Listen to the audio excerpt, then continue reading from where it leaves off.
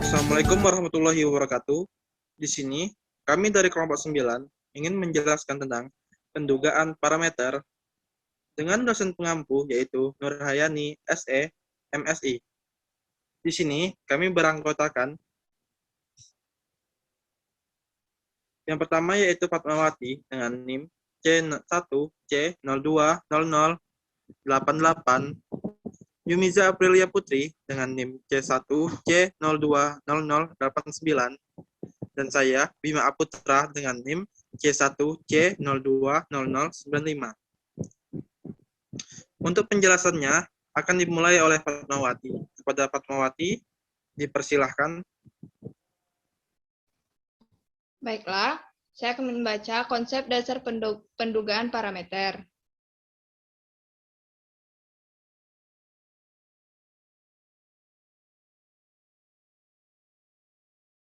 Pendugaan parameter adalah mempersoalkan tentang bagaimana cara menduga dan menguji hipotesis tentang parameter populasi yang belum diketahui, dengan contoh acak dan hitung peluang.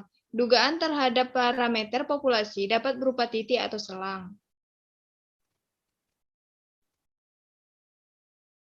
Kelakuan populasi yang akan ditinjau di sini hanyalah mengenai parameter populasi, dan sampel yang digunakan adalah sampel acak. Data dari sampel dianalisis, dihitung, dan diperoleh nilai statistik. Ini kita simpulkan bagaimana parameter bertingkah laku. Jadi harga parameter yang sebenarnya tetapi tak diketahui itu akan ditaksir berdasarkan statistik sampel yang diambil dari populasi yang bersangkutan. Parameter populasi yang akan ditaksir dan akan diuraikan ini terutama adalah rata-rata, simpangan baku, dan proporsi. Secara umum, parameter populasi diberi simbol dibaca theta. Jadi theta bisa berupa rata-rata, mu, simpangan baku alfa, proporsi V, dan sebagainya. Jika theta yang tidak diketahui harganya diduga oleh theta, maka theta dinamakan penaksir. Jelas diinginkan theta sama dengan theta, tetapi ini hanya merupakan suatu keinginan yang ideal sifatnya. Kejadian yang terjadi adalah, satu, menaksirkan theta oleh theta terlalu tinggi. Kedua, menaksir theta oleh theta terlalu rendah. Kedua, di samping ini tidak diinginkan oleh peneliti karena kita menginginkan penaksir yang baik. Selanjutnya, pendugaan parameter.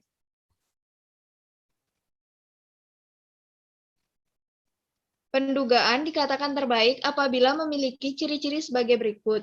Tak bias atau unbiasedness. Suatu penduga dapat dikatakan tak bias apabila nilai harapan dari penduga tersebut adalah sama dengan nilai parameter yang diduga seperti E sama dengan mu, E atau S sama dengan rho, E atau P sama dengan P. Efisien atau efisiensi, jika ada beberapa penduga tak bias, maka penduga yang mempunyai ragam terkecil merupakan penduga yang paling efisien. Jadi, makin kecil ragam suatu penduga, maka penduga tersebut makin efisien.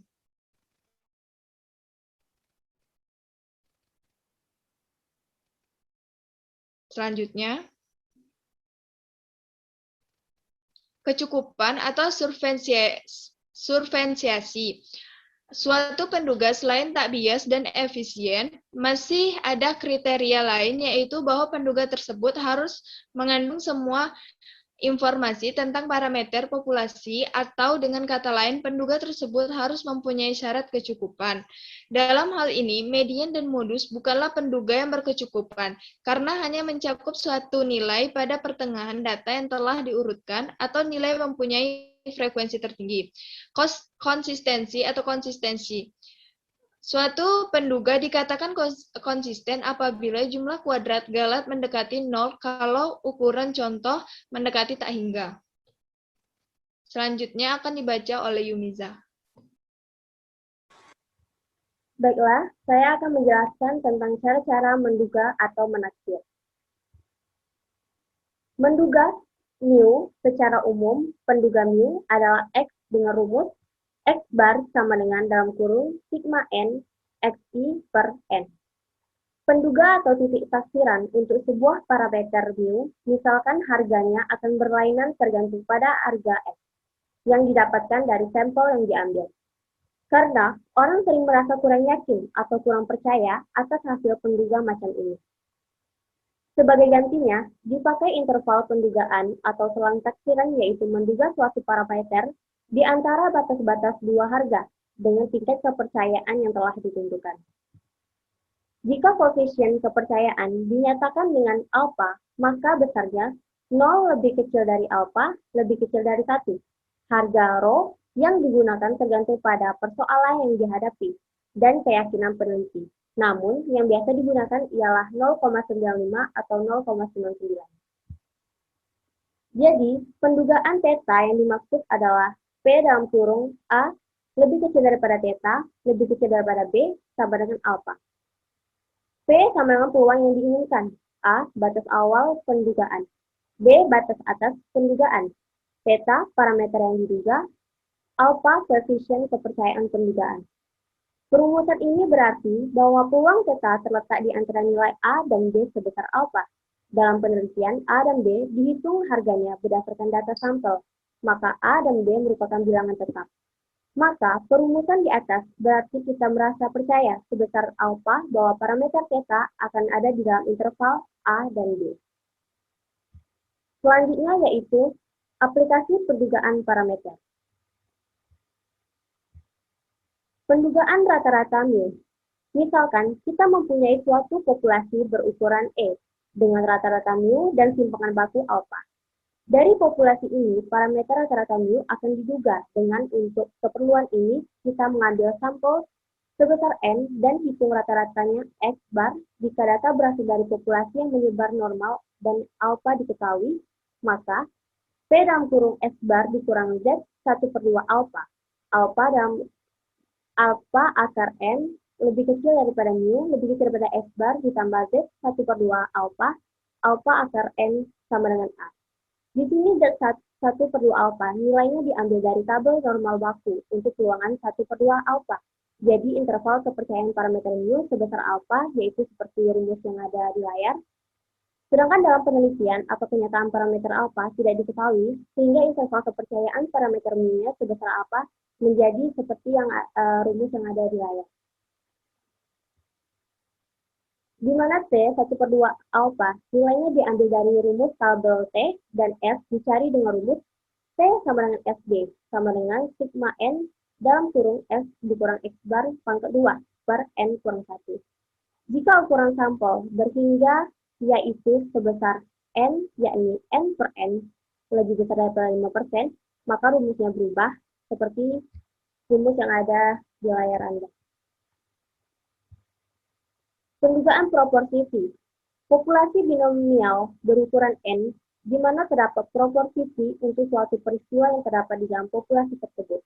Bila di dalam sampel acak berukuran N diambil dari populasi itu, sehingga interval kepercayaannya dengan pendekatan normal dengan N cukup besar menjadi P dikurang Z 1/2 Y, akar PQ per N lebih kecil V, lebih kecil P, tambah Z per 1/2 Y, akar PQ per N.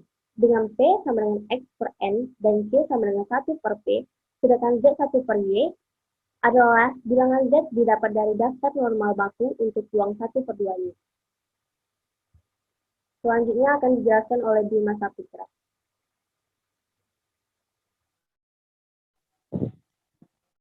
Untuk contohnya, di sini, misalkan kita ingin menaksir dan beberapa persen anggota masyarakat berumur 15 tahun ke atas yang termasuk golongan A. Untuk ini, sampel acak berukuran N sama dengan 1200 diambil yang menghasilkan 504 tergolong kategori A. Persentasi golongan A dalam sampel yaitu sama dengan 504/1200 kali 100%. Jadi menghasilkan 42%. Jika ditaksir ada 42% anggota masyarakat berumur 15 tahun ke atas yang termasuk golongan A, maka dalam hal ini telah digunakan titik taksiran. Untuk menentukan 95% interval kepercayaan parameter P, maka rumus di atas dapat digunakan dengan P sama dengan 0,42, Q sama dengan 0,58, dan Z 0,475 sama dengan 1,96. Maka dapat dihasilkan sebagai berikut, yaitu 0,42 kurang 1,96 akar 0,42 kali 0,58 per 1200 lebih kecil dari V, lebih kecil dari 0,42 ditambah 1,96 akar 0,42 dikali 0,58 per 1200 atau 0,39 lebih kecil dari V, lebih kecil dari 0,45. Kita merasa yakin bahwa persentase anggota masyarakat yang termasuk golongan A akan ada dalam interval 39% dan 45%. Selanjutnya, pendugaan simpangan baku atau ragam. Untuk menaksir variansi dari sebuah populasi sampel variansi S kuadrat berdasarkan sampel, acak berukuran N perlu dihitung dengan rumus. Rumus berikut dapat dilihat.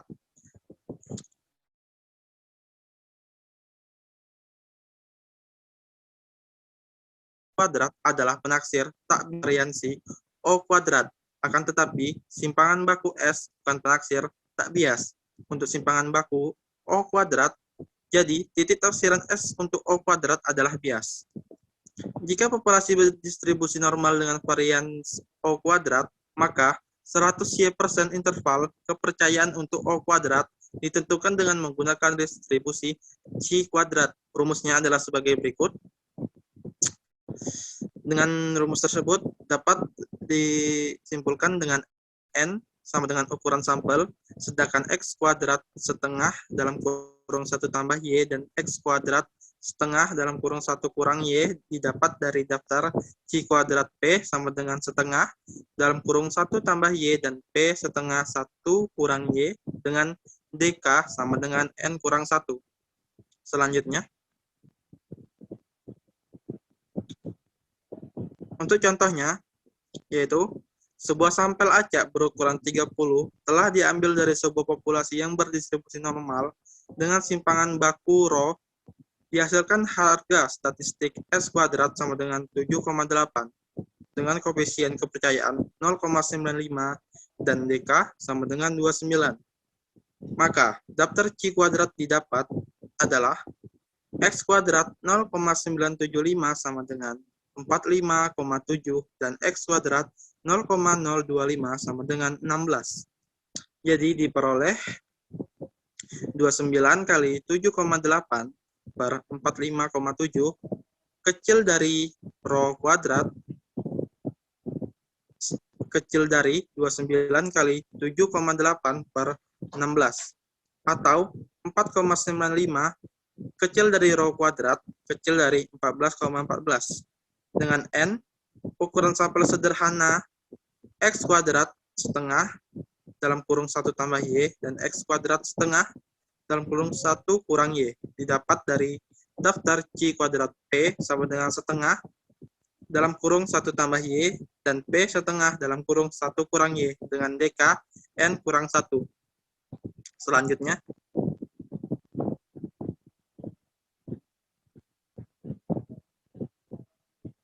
ya, di sini contohnya sama seperti yang tadi, ya, dengan hasil yang sama. Untuk interval taksiran, simpangan baku ρ adalah 2,23 lebih kecil dari ρ lebih kecil dari 3,75. Kita merasa 95% percaya bahwa simpangan baku ρ akan ada dalam interval yang dibatasi oleh 2,23 dan 3,75. Selanjutnya,